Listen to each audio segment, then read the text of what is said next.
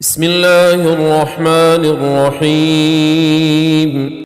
إذا جاءك المنافقون قالوا نشهد إنك لرسول الله والله يعلم إنك لرسوله والله يشهد إن المنافقين لكاذبون.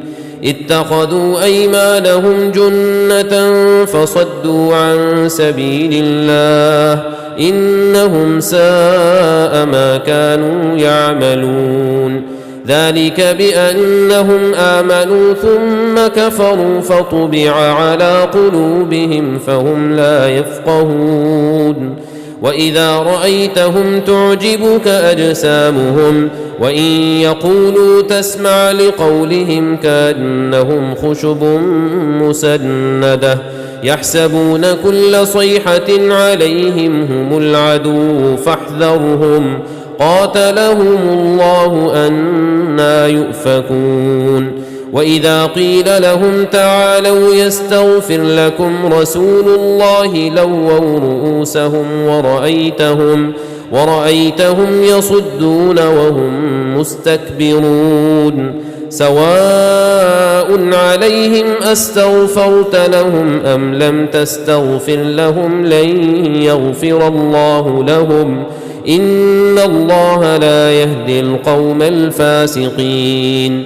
هم الذين يقولون لا تنفقوا على من عند رسول الله حتى ينفضوا ولله خزائن السماوات والأرض ولكن المنافقين لا يفقهون.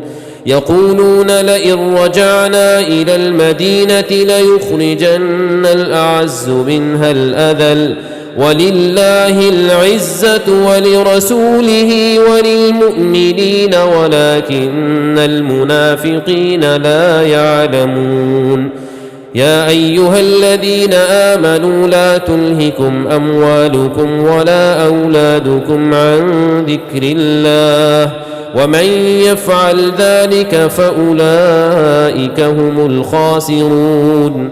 وأنفقوا مما رزقناكم من قبل أن يأتي أحدكم الموت فيقول رب لولا أخرتني إلى أجل قريب